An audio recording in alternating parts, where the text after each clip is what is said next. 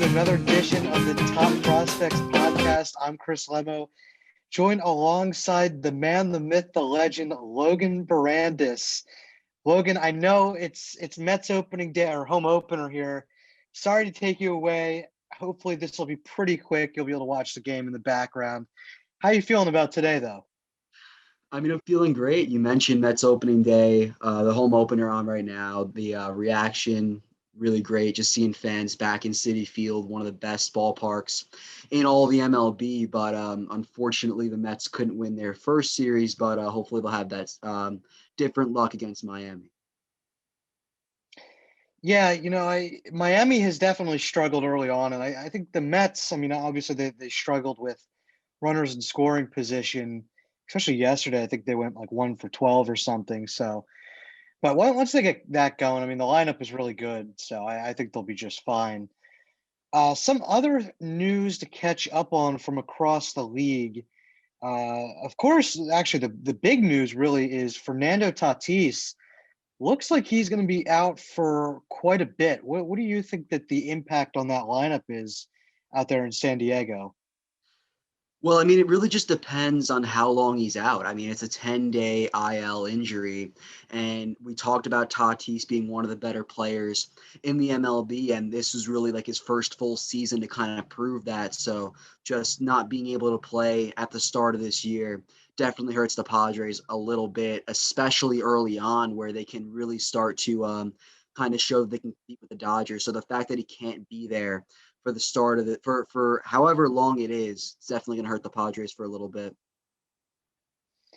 Yeah, I mean, from what it sounds like, I think he may be out a little bit. I know obviously the MLB 10-day IL, it doesn't always limit to 10 days. Obviously, he may be out a couple weeks from what it sounds like. So it sounds like we're going to see a lot more of Ha-Seong Kim, who was their big addition from the KBO. He hit really well actually in the KBO. He's only 25 years old right now. I think he'll have to step up. I know that's kind of a tough transition from the KBO to the MLB, really, without any minor league time or anything like that. But I think the lineup with Cronenworth, Machado, and Hosmer and Myers are going pretty well. They should be able to kind of weather the storm here as long as the rest of the lineup keeps on hitting like they are. And then obviously the rotation has looked pretty good, outside of really Chris Paddock, who had a rough outing.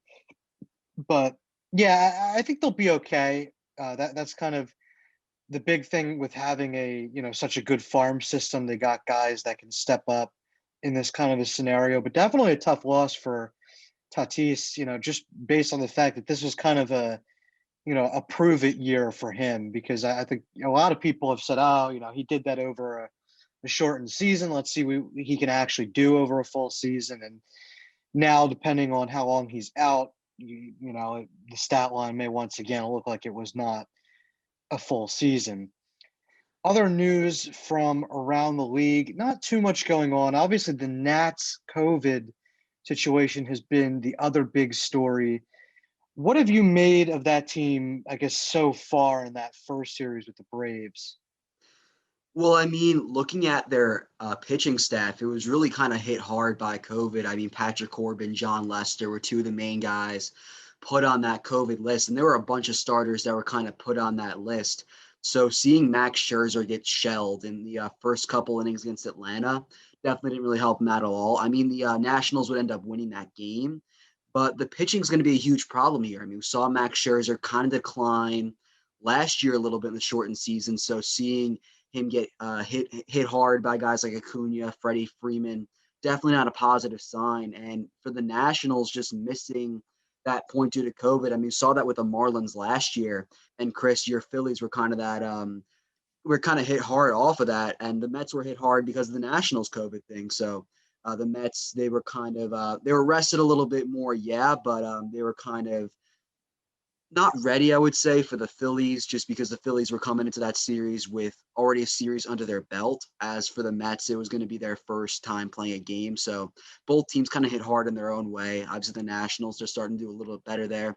But we'll see how long some of those guys are going to be on that COVID list for. Yeah, definitely. It was kind of that was a tough draw for the Mets there because I mean having a week off, you lose your timing and all, especially at the plate. So definitely not an easy draw for them. But for the Nats, I mean the makeshift lineup actually looked pretty decent at times. I mean Jonathan Lucroy actually had a pretty good series. Andrew Stevenson had a great first game. The guy who's really impressed me has been Trey Turner. I mean, in my mind, he has played himself into a big time contract after this year is over. I mean, he'll be 28 after, or I guess during this season, and he's got one more year of arbitration left where he'll probably make like, I don't know, 18 million. But after next season, he's a free agent. And obviously, it's only 3 games, but I mean, his big thing has always been staying healthy. He is a fantastic player, a good shortstop, and very good at the plate. So I've liked a lot of what I've seen out of him. Juan Soto will be an interesting guy to track this first month.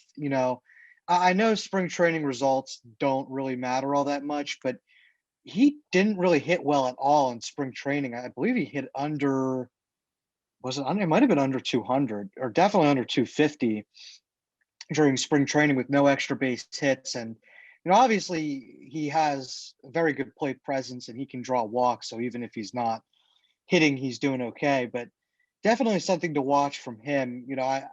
It'll be really hard for him to repeat going, hitting 351 and doing all of what he did last year. So I'm not expecting a down year from him per se, but it'll be tough to live up to what he did last year for sure.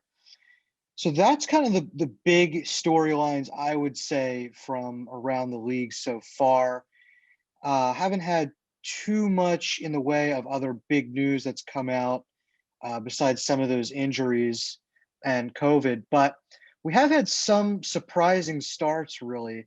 So I want to kind of go forward here with a few, I guess, will be the decision of if they're overreactions or not. But my first one here is the Reds have really impressed me so far, and they're a team that I picked in fourth. I don't remember quite where you picked them. Maybe it was third, but I have here now. This is just, I know it's after 6 games.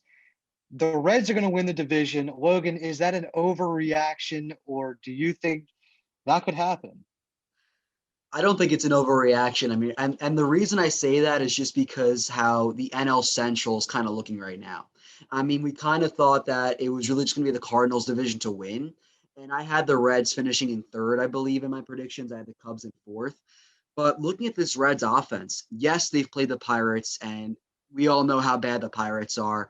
But the Reds offense, we know that they're capable of these high home run numbers. Nick Castellanos, Mike Moustakas, both really big home run players.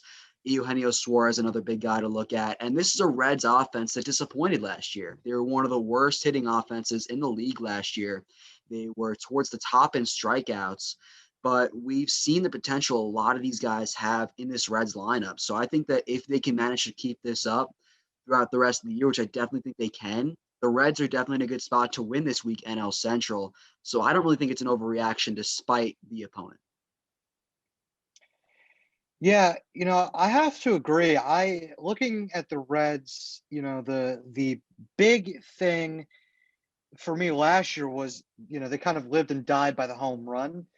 And again, they might be that way again this year, but everybody seems to be hitting in that lineup right now. Nick Castellanos obviously has looked awesome. And by the way, I don't think he deserved that suspension at all. We'll talk about that then.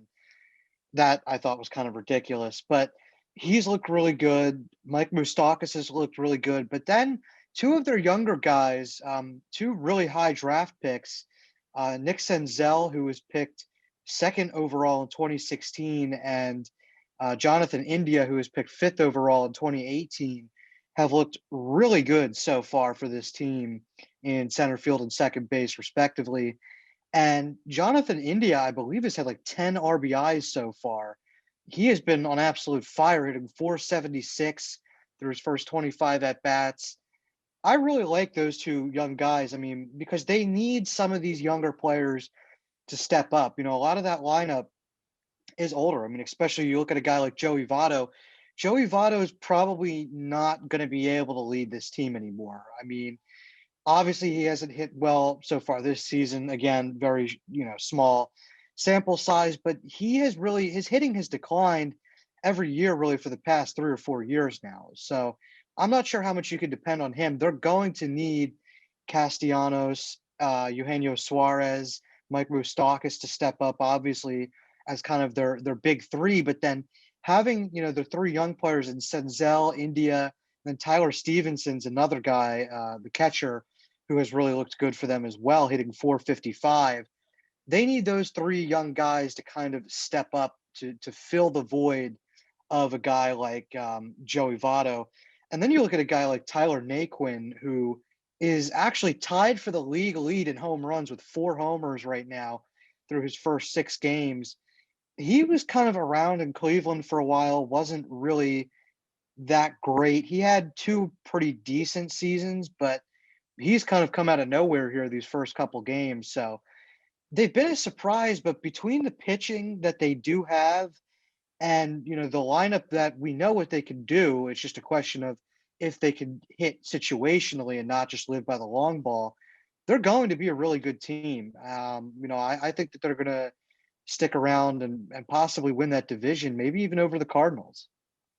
Yeah, I agree. And I think like the big question looking at this Reds team was, will they blow it up? I mean, they lost Trevor Bauer, who was their big acquisition a couple of years ago. And this Reds team still has the talent to make a run. Their offense is still really good. You went over a lot of the guys to watch out for there.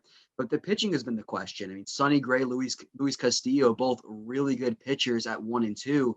But after that, there's the question about who's really there in the pitching staff. So if they want to make a move and if they want to find like that Trevor Bauer kind of replacement there in Cincinnati, they definitely can make a run, especially in this NL Central.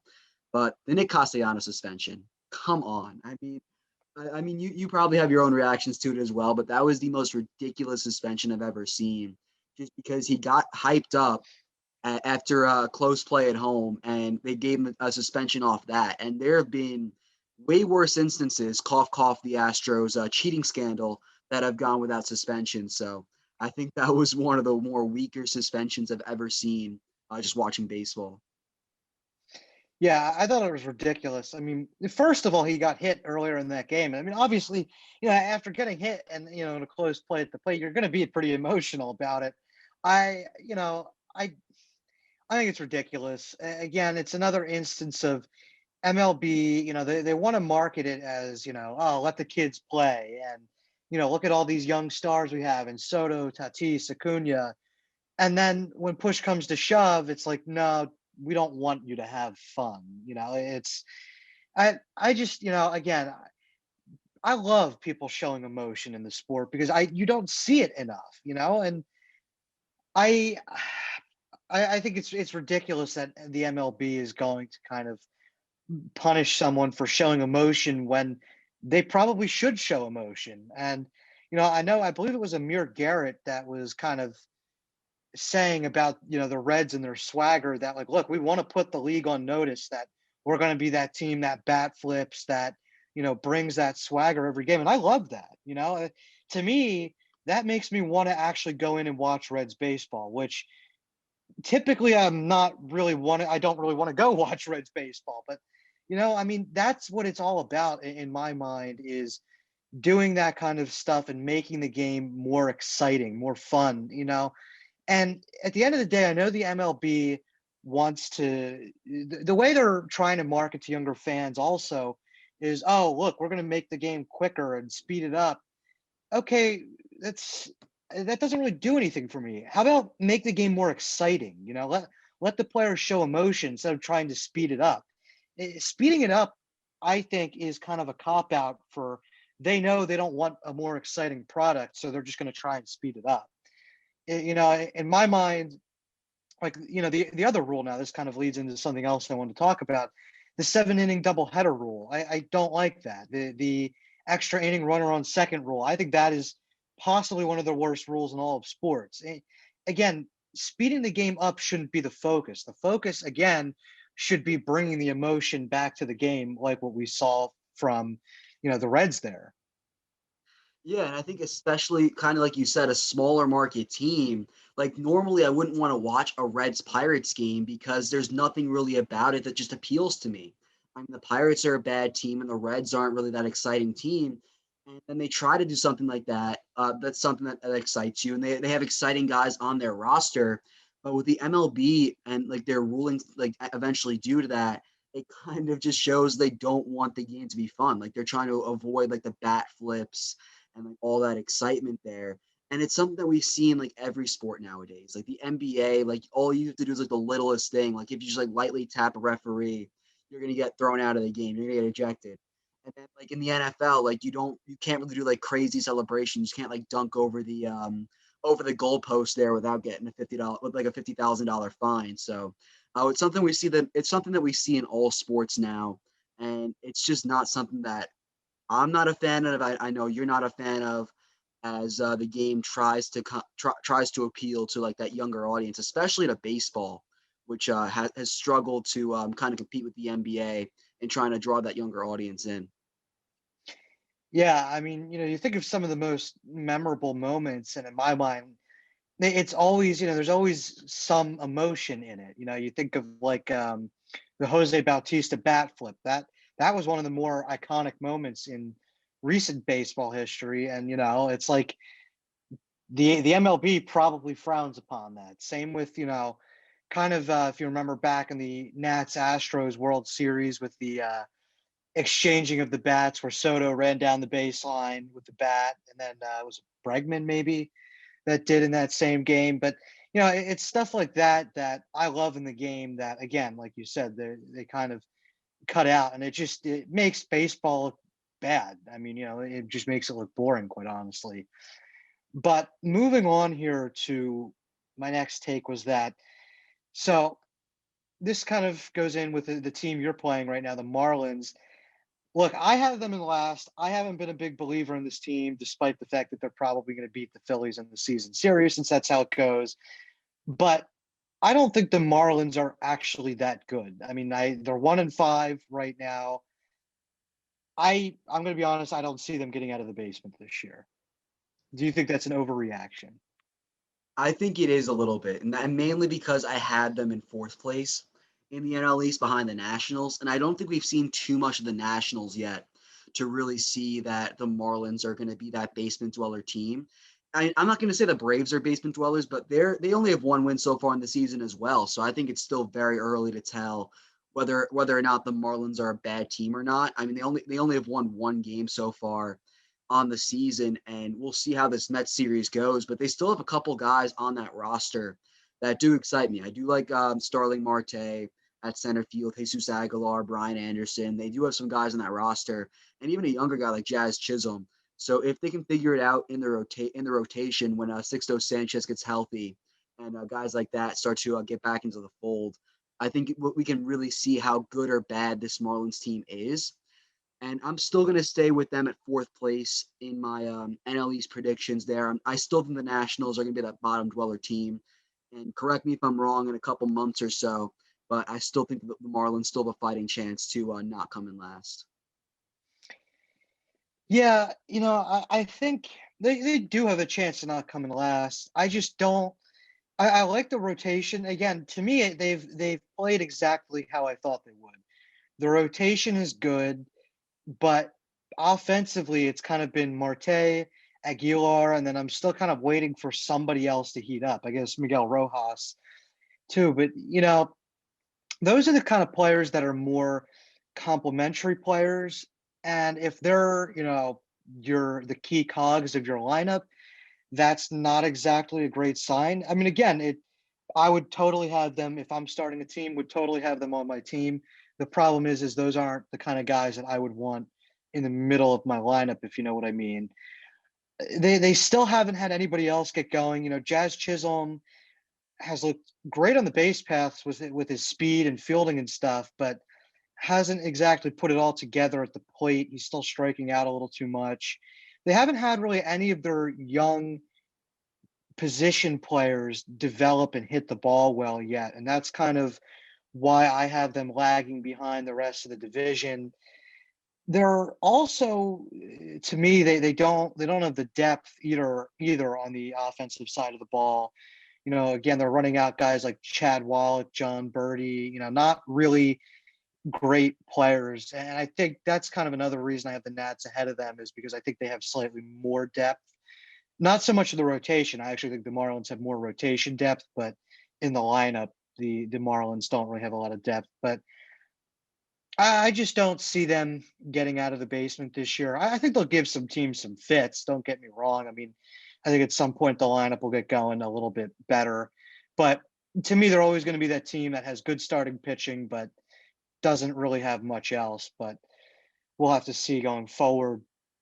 My next take here was that, Logan, I know you ridiculed us last time about the Angels and said, when will they learn?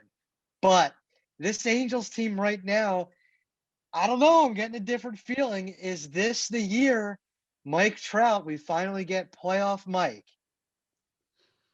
I mean, it's still very early to tell, but I do like the start that the Angels had. Before I get into it, I would like to interrupt this podcast by saying my Francisco Lindor jersey has in fact been delivered.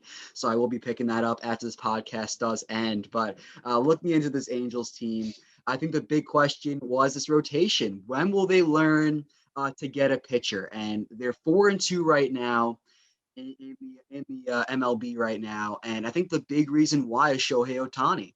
He didn't really pitch that much last year. He had one start, got shelved, and that was the end of his pitching season that year.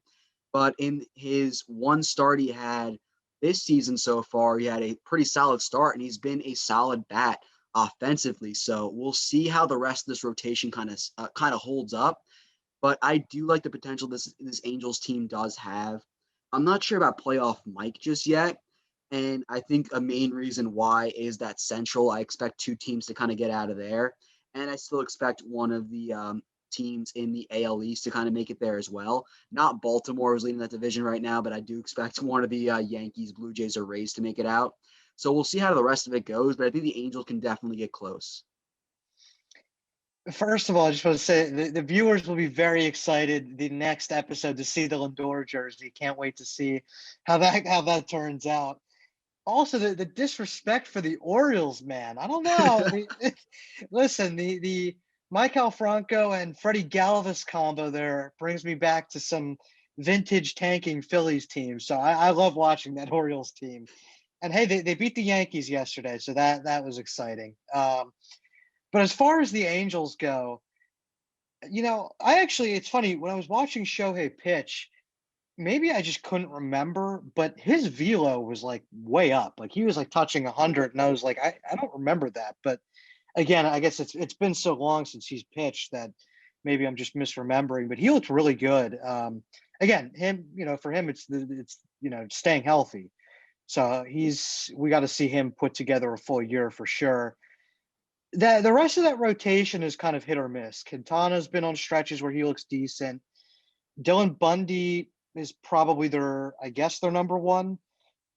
Although pure stuff wise, I think Otani is definitely their number one. But the rest of that team, obviously Mike Trout and Rendon are kind of the two anchors. Rendon hasn't completely gotten it together, but he's kind of the number two there. And then my boy David Fletcher, also David Fletcher, big contract extension for him. I'm very happy for him. I love that kid.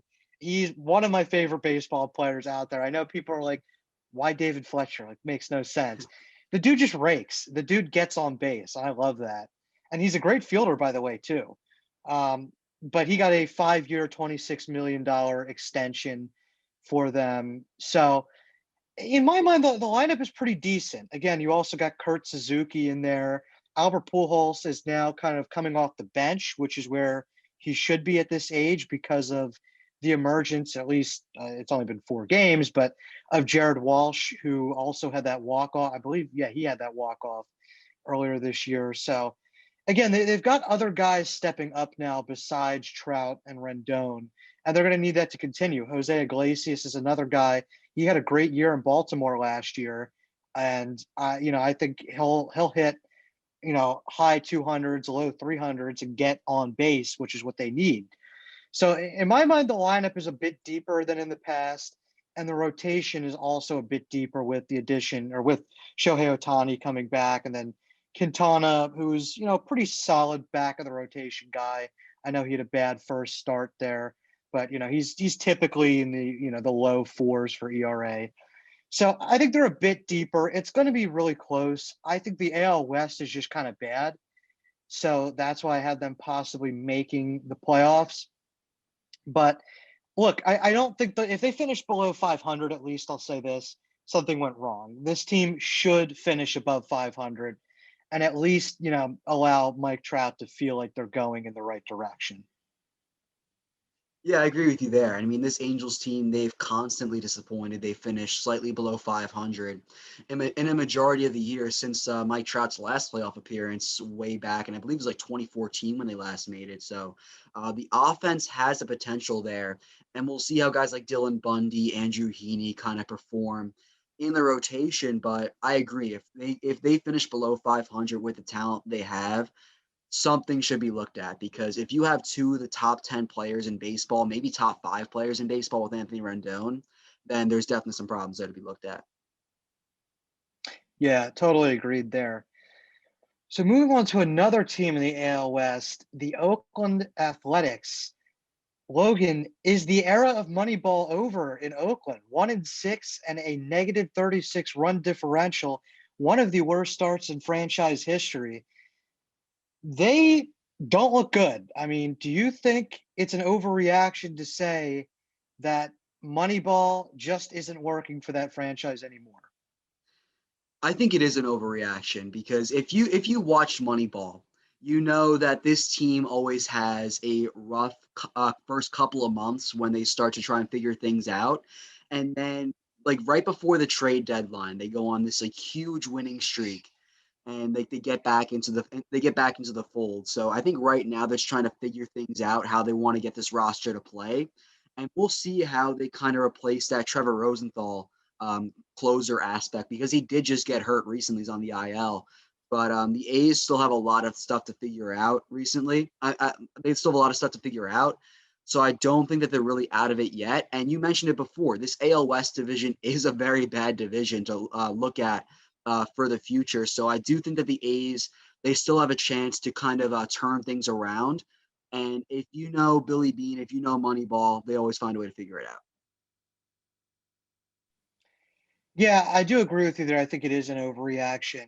Um, I think the Athletics, because of the way Moneyball works, and that they kind of bring in very specific role players, and they don't have the budget for the big stars. They have to slot the lineup in a way so that the pieces complement each other. They don't have a lineup like a big market team, like I don't know, like the Mets, the Phillies, the Yankees, one of those teams that they can just run out there every day because they have their set stars. This is a kind of lineup that fits together like a jigsaw puzzle, and it takes a while to, like you said, to get exactly where the pieces fit. So I think that's kind of where we're at right now, trying to figure out where those pieces fit. However, I do have to say the lineup doesn't concern me that much. The rotation does, because they're starting Cole Irvin as their number 3 starting pitcher right now. And as a Phillies fan, I can tell you, Cole Irvin is not good, like at all. Like he throws like a 90-mile-an-hour fastball, and that's just not going to cut it in this day and age if you don't have great off-speed stuff, and he doesn't. His best off-speed pitch is his changeup, and that may be slightly above average. But like if you look at fan graphs, all of his pitches are graded as slightly below average, except for his changeup. So he's not a good pitcher. He got shelled his first time out, unsurprisingly. I don't see with this rotation, unless they got guys like Chris Bassett and Luzardo and Manaya to really step up. I just don't know how they're gonna make it, quite honestly. I mean, it's gonna be tough, especially now, if they start to get more injuries like we already saw with Trevor Rosenthal. So in my mind, the lineup might not be too much of a concern, despite losing some of the guys that they lost this year, Marcus Semien and those kind of guys. But the rotation is a bit of a concern, to be quite honest. I do think they're not gonna finish in last place. I think the Texas Rangers are quite awful, so I think they'll finish in last. But I'm gonna be honest, I don't know if I see a playoff finish in their future just yet. But heading now back to the NL and going to the NL West, actually, the another team that has looked good, the Dodgers, obviously. I have to say, do you think it's a foregone conclusion? Do you think it's an overreaction, I guess, to say it's a foregone conclusion that they win the World Series? No, I think that's perfectly accurate. I think we were saying before the season that this Dodgers team was primed for a World Series repeat. I mean, just looking at the roster they have, they brought everyone back from a year ago, and then they added the reigning Cy Young winner in the NL, Trevor Bauer. And in his one start, he only took a no hitter through I think it was about 6 innings of work, and he's been about as advertised so far. So I think it's definitely not an overreaction to say that this Dodgers team is ready for another World Series run. I mean, they're sitting at 5-2 right now. They played really well. They have the second highest run differential in the NL behind the Reds, who we talked about before. So I think this Dodgers team, they are ready for another World Series run. Yeah, I'm going to disagree with you here. I think it's an overreaction. Are they the best team in the league? Absolutely. Do I think on paper they would win a World Series? Yes. The problem is if you get them into a series, you just never know, and I think especially in the division series and it's a best out of five, the team, there you don't need the depth as much. In a 5 game series, I could see somebody taking them to 5 games, and then you never know what happens, in a win or go home scenario. So absolutely, they're the best team, but I think, as in most sports, once you get to the playoffs, you just kind of never know. The best chance to knock them off, though, I do really think is in a 5 game series where the Dodgers' depth might not factor in as much as where, if it was a 7 game series, it would. But we'll have to see as time goes on. You never know with injuries, but I do think, obviously that they'll finish with the best record in baseball. I would put good money on that. But once you get to the playoffs, you just never know. And then heading over to the NL East, got to go with my Phils here. The Phils, listen, I know for the last 2 years, I've been saying that this team is legit, and they haven't been. But with the way they have started out, especially the pitching aspect of it, is this pitching for real? I think it can be. I mean, just looking at the way they went about that series against the New York Mets, I mean, their big problem throughout their last couple of years has been the bullpen, and they look spot on in that area of field. I mean, Jose Alvarado was a kind of underrated addition. And in that series against the Mets, he played pretty well. Archie Bradley, I don't think we saw much of him in that series, but he was a big addition to that road to that bullpen. So I think that the Phillies, they're starting to figure it out offensively. JT Realmuto, Bryce Harper, and Reese Hoskins all had amazing series against the Mets. And I think that they could be for real. I think they actually are for real, as they just needed a couple guys to add to that rotation. I think those two guys that I mentioned before were huge additions to the Phillies. So I think that they could be. Yeah, I have to agree. I do think that the pitching is for real. I mean, you look, Jose Alvarado just has nasty stuff. I mean, hitting a slider that's sitting at like 96, 97 is just absurd. But yeah, I mean, Hector Neris, obviously he's been shaky at times, but he's decent. Archie Bradley, Jose Alvarado, Connor Brogdon, a prospect for the Phils, has really looked good so far. Brandon Kinsler's looked pretty good. Sam Coonrod in that trade with San Fran has looked good. there's really the only two areas that concern me for the Phillies pitching wise are the back end of the bullpen with Vince Velasquez and David Hale. I think neither of those guys are that good and probably shouldn't be on the roster. And then the back end of the rotation with Matt Moore and Chase Anderson. So, I mean, kind of looking, obviously it's really early. Looking ahead to the deadline, that's probably what they'll target is, a back end of the rotation guy or like a swing man that can take David Hale or Vince Velasquez's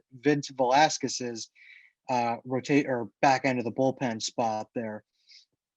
But that's, really the only concern. I mean, pitching wise, I do think 1 through 3 in the rotation, the Phils look good, and the top end and even middle of the bullpen look spectacular so far. But Logan, I guess my other question here is what has been, I guess, the best thing in the first week of baseball that you've seen? There have been a couple good moments. I mean, just taking a look at players that have kind of surprised me. I mean, Akil Baddoo of the Detroit Tigers has had a really solid start to his MLB career. Really, I mean, there have been rookies that we talked about at the start of the year, but there really haven't been too many that have surprised me more than a guy like Baddoo. I mean, we haven't really heard much of him in the past, but he had 2 home runs early on in his career, and then he had a walk-off hit a couple days ago. So, especially with this Tigers team that has been rather bad for the past couple of years, seeing a breakout guy like Baddoo, who the Tigers picked up in the Rule 5 draft, I think last year, he could be a guy that he could be a guy to look at going further in the future as a guy that we could watch for potentially Rookie of the Year watch. Yeah, I actually did have that in here that if it was an overreaction as to whether Akil Baddoo and Yermin Mercedes would compete for Rookie of the Year candidates, and I think that's completely accurate. I think that they actually could. Akil Baddoo was actually a decent prospect with the Twins, and then I think he suffered some injuries, and that was kind of the big setback there. But he's looked really good on a really bad Detroit team. But I mean, in my mind, I do think he could compete for that Rookie of the Year trophy there or award. I mean, he's hitting 455 right now with 2 homers. I mean, the only thing is, I guess, hasn't really had any walks yet. So you'd like to see the walk to strikeout ratio a little bit more even than that. But he's looked really good. And then Yermin Mercedes, that's another fantastic story. I mean, there's a guy that didn't really, he was just kind of floundering around the minors for a while. I believe he started out with the Nationals actually in their organization, never made it above rookie ball with them, and then stayed with the Orioles organization for 3 years, got up to Double A, and then in 2018 signed with the White Sox there and really took off. Actually, in 2019 hit really well, hit 310 with 17 homers in Triple A Charlotte. So to me, he's had actually a pretty good track record if you look at the stats of hitting. He's just kind of hasn't had that consistency. He's jumped around between a lot of organizations, but the hit tool and power are there. I think for him, he doesn't really have the speed or fielding, so that didn't really make him a fit in the NL. And then Baltimore's player evaluation just isn't that good. I mean, you look at this is now 2 guys that have gone through their system in Mikey Stremski and Mercedes that have kind of been, broken out in their late 20s after staying for a while in Baltimore's organization. So when you have those kind of guys that break out as soon as you leave the organization, that definitely should be a cause for pause there for the Orioles. Yeah, the Pirates have that problem as well. So it's not really just a Baltimore thing, but it's definitely not an overreaction that these 2 guys could be competing for Rookie of the Year candidacy. I mean, we typically see those Rookie of the Year candidates kind of break out on the scene right away. I mean, that's been the case with guys like Pete Alonso, guys like Aaron Judge. They just kind of came out flying in the game. And especially for Badoo's case, there's not really a reason why the Tigers wouldn't play him, just because they are a pretty bad organization in general. So there's not really a lot of talent there on that roster.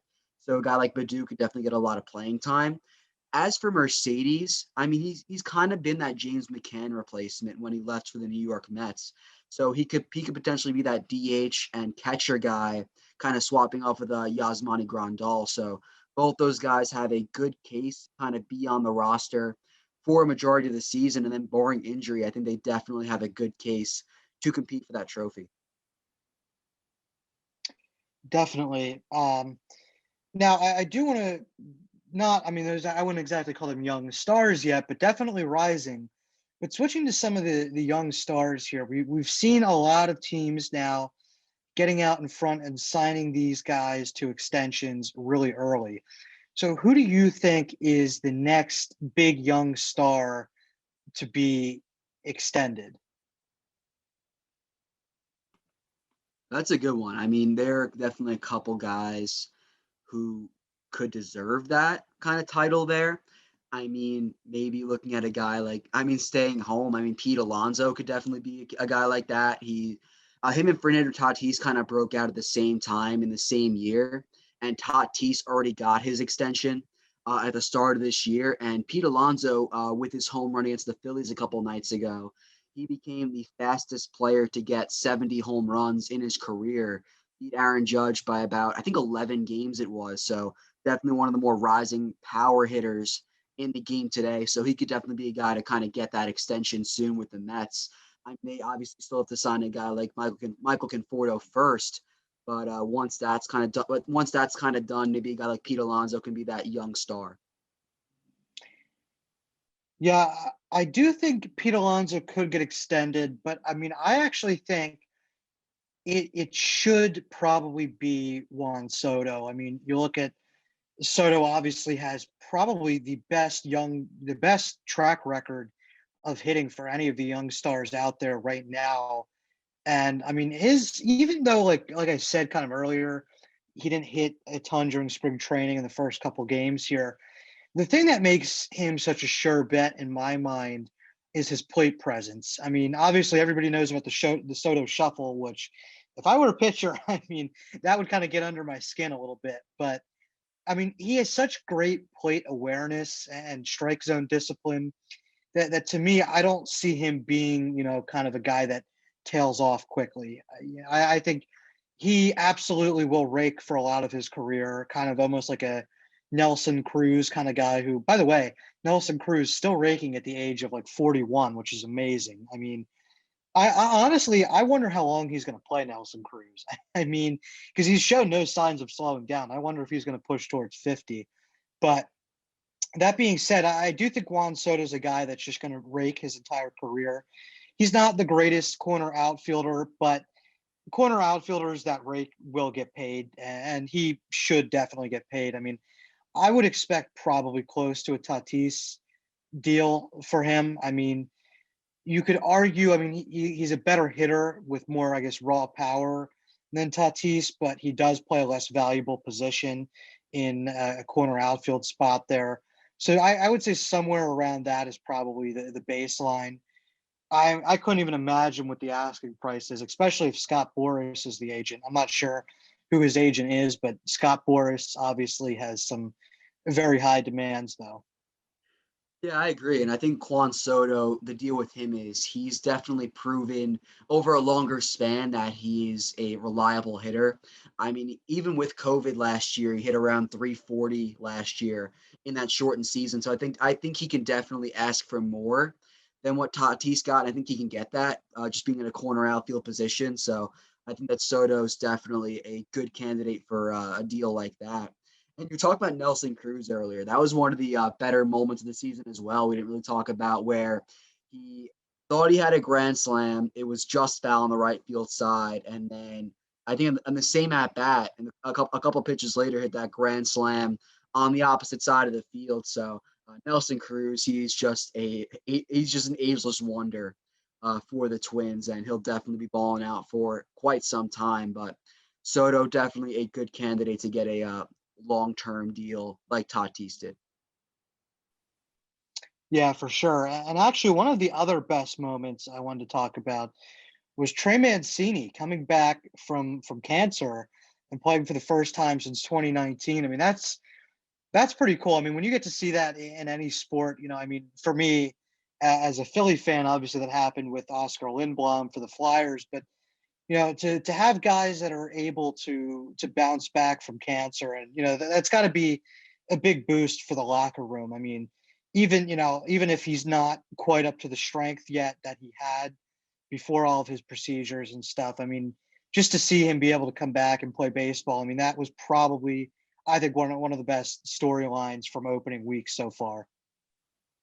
Yeah, for sure. Mancini missed the entire 2020 season, and he's been one of the better players on the Orioles for quite some time. So definitely just getting him back on the field there, one of the better moments of the season, no doubt. And Mancini, he's a veteran player, and for a younger Orioles lineup, that's definitely got to be inspiring for them as well. So looking at Mancini coming back, definitely one of the better moments we'll see all season. Definitely, for sure. Actually, going back to what we were talking about with some of the extensions, I did want to bring up right before the season started, there was some news about the Cubs and some of their extensions. It sounds like um, Anthony Rizzo, I believe it was Rizzo, has kind of been saying that he basically is pretty much out on the Cubs right now. I got to find the exact quote, but I believe it was that it kind of takes two to tango, and that the Cubs, or not the Cubs, well, yeah, the Cubs have not, in fact, really met what he's asking. So, from what it sounds like to me, the Cubs are really possibly in danger of losing a lot of these guys, like in a Chris Bryant, Anthony Rizzo.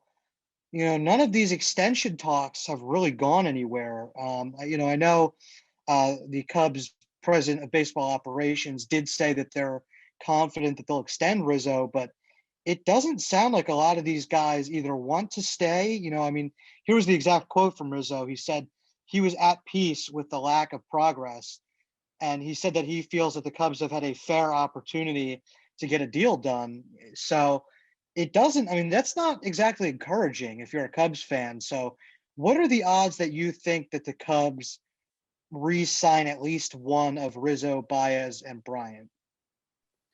I think they can find a way to get Rizzo back, but the Cubs, they're in a really strange spot as a franchise right now. I mean, we've kind of seen signs that they are in a rebuilding state. The franchises, they traded away Yu Darvish to the Padres. That was kind of like their first big instance. And you guys like Chris Bryant, Javier Baez, who are all going to be free agents coming up this year, and they're all going to be asking for a lot of money. So with this Cubs team kind of moving into that rebuilding state, it's going to be tough to. It's going to be tough. It would be tough to make sense that all those guys would end up in Cubs uniforms next year.